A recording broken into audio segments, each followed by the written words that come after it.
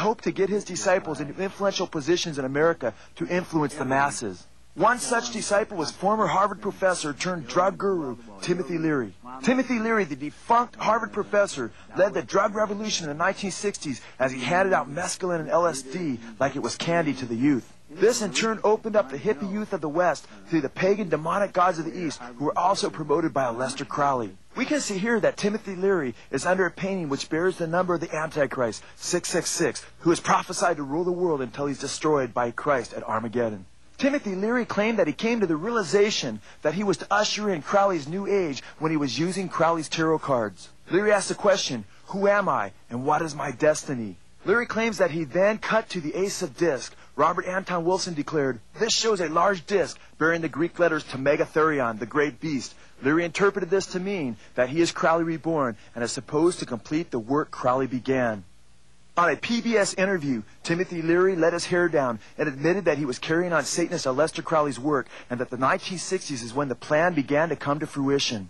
Well, I've been an admirer of Aleister Crowley. I think that I'm carrying on much of the work that he started over 100 years ago, and I think the 60s themselves. You know, Crowley said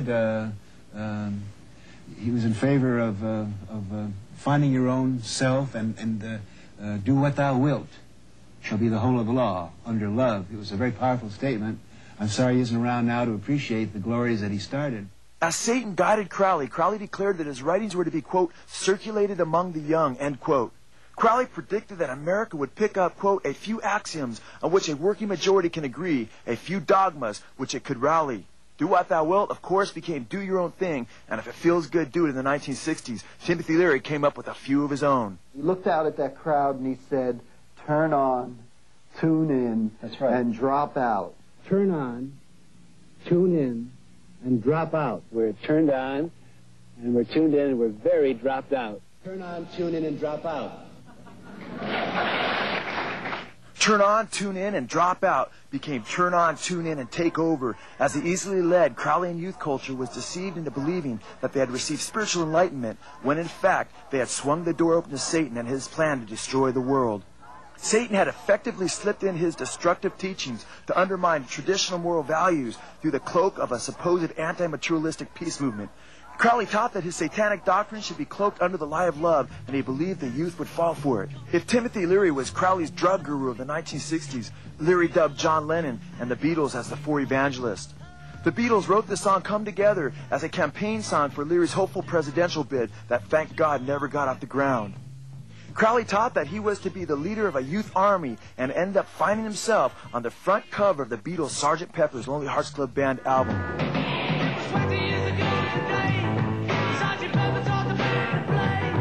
The song states that it was 20 years ago today that Sgt. Pepper taught the band to play. The album came out in 1967.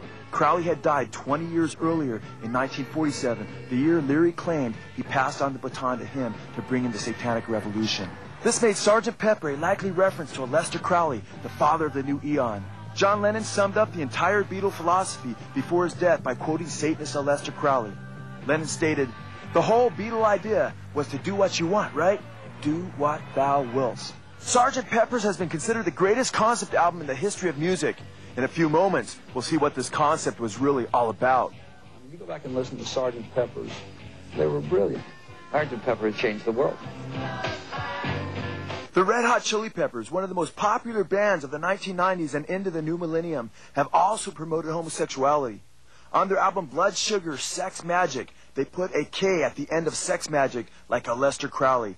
At the MTV Music Awards, the Red Hot Chili Peppers gave special thanks to their lord Satan. First of all, I'd like to thank Satan. I'd like to thank Satan. Thanks Satan. Satan. Crowley's works were not only what spawned the drug revolution, but the sexual revolution as well. Crowley was one of the most immoral and promiscuous men who ever lived, as well as a flagrant and flamboyant homosexual. The Associated Press stated of the industrial group Ministry's album Psalm 69 that, quote, "The album is named after a chapter of noted occult mystic Aleister Crowley's book, The Book of Lies, which translates as Psalm 69, the way to succeed and the way to suck eggs, Crowley's disturbed reference to oral sex." Part of Aleister Crowley's so-called sex magic included orgies with little boys whom Crowley molested. Crowley taught that in order for the new eon of Antichrist to be established, he had to initiate the world into homosexuality. Crowley began by implementing many of his homosexual sex magic rituals into his secret order called the OTO. The musical group White Stains named themselves after erotic homosexual poetry written by Aleister Crowley, which Crowley grossly entitled White Stains. They keep with us, then maybe we're going to have to start throwing bombs to make them stop. We're young, we're queer, we're gonna rule the world.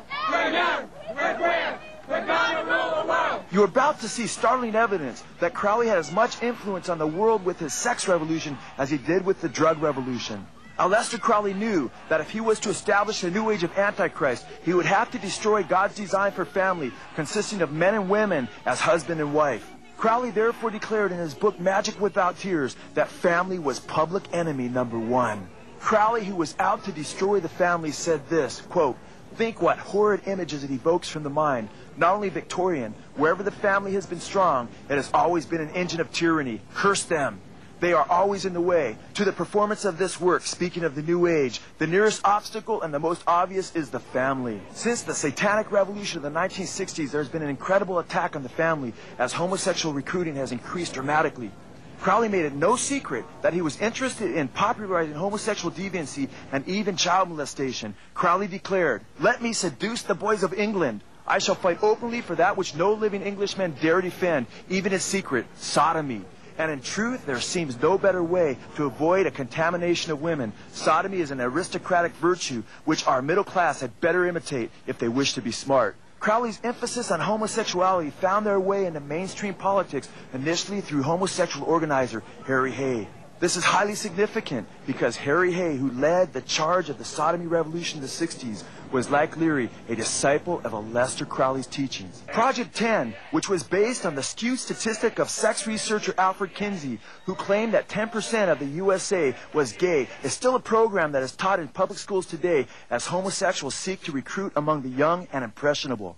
Project 10 seeks to get impressionable elementary students to explore possibly latent homosexual tendencies by lying to them and claiming that the basis of Kinsey's statistics that 10% of them are homosexuals and need to accept it. Incredibly, along with Harry Hay, the world's most renowned sex researcher Alfred Kinsey was also influenced by the works of Satanist Aleister Crowley. Playboy magazine probably did more than any other publication in the 1960s to popularize the sexual revolution. In fact, Hugh Hefner credited Kinsey and his flawed research in his first issue of Playboy. Incredibly, Robert Anton Wilson, who edited the Playboy Forum throughout much of the hippie movement, has admitted to practicing Crowley's magic and reading all of his available works. In the 1960s, homosexual youth was rallied to take to the streets. In the early 1960s, homosexual activity was illegal in every state. Subsequent to Crowley's sexual revolution of the 60s, there is legislation now being pushed to silence those who would even speak out against this perversion. Not coincidentally, the founder of the modern homosexual movement, Crowley and Satanist Harry Hay, was dubbed the oldest hippie of the 1960s. Harry Hay, who was also a music teacher, knew how to influence and subvert the youth through music. Hay said that this language, speaking of music, had the power to communicate ideas, plans, and issues through the form of songs and dances under the noses of the authorities as a weapon. Music always had the power to inspire revolt and revolution. Hay declared to 2/3 of the world today, music is a language, a method of communicating, organizing, educating, mobilizing. Crowley's most effective tools for transformation, though, were not Timothy Leary, Harry Hay, Kinsey, or Robert Anton Wilson. Best-selling author Albert Goldman declared that popular music of the 1960s was, quote, "the most important cultural event in the history of America." It was like an earthquake. It just shook the whole country, and it cracked open the shell of what had been society before that, and outswarmed a whole new generation of freaks. Music is essentially the manipulation of sound. It has the power to arouse. It has the power to frighten. Billy Joel, looking back on the 50s and 60s, admitted that music was used for subversive sexual revolution. Power to make people feel profane. You know, all those things they were saying about rock and roll in the early days, saying, oh, it's going to subvert our youth, it's going to make them all want to have sex, it's going to make them all go crazy. They were right. In 1964, rock's most popular group of all time came singing, "I Want to Hold Your Hand." And after the world's youth gave their hand to them, they took them on a journey into drugs, permissive sex, Eastern mysticism, and Satanism. When the Beatles came around, everybody freaked. They just loved the look, they loved the music, It really revolutionized the way people dressed. It revolutionized the way people wore their hair. It started, I think, a revolution in America. It is hard to overestimate the impact that the Beatles had on the world at large, as youth by the millions were given a form of emotional shock treatment. They influenced everything that I've ever done. I even remember, growing up hearing Beatles songs, and all their songs are timeless. They built the structure for rock and roll. The Beatles actually were bringing everybody along with them on their voyage of their discovery. Beatles went out and took the world by storm. I grew up with them. They helped us grow up. They got me arrested 3 or 4 times. I think they did a lot for society. Those songs are in my memory banks I think they're actually my genetic material. All-time favorite musical group? Beatles. Beatles. If they dressed a certain way, everybody wanted to be like that. When the Beatles got long hair, I got long hair. The fact that my mother didn't like it was an enormous part of its appeal. Millions were seduced by the music and image of the Beatles to trade in their biblical values for Crowleyan ideals. I had this theory that the Beatles were actually the 4 horsemen of the apocalypse.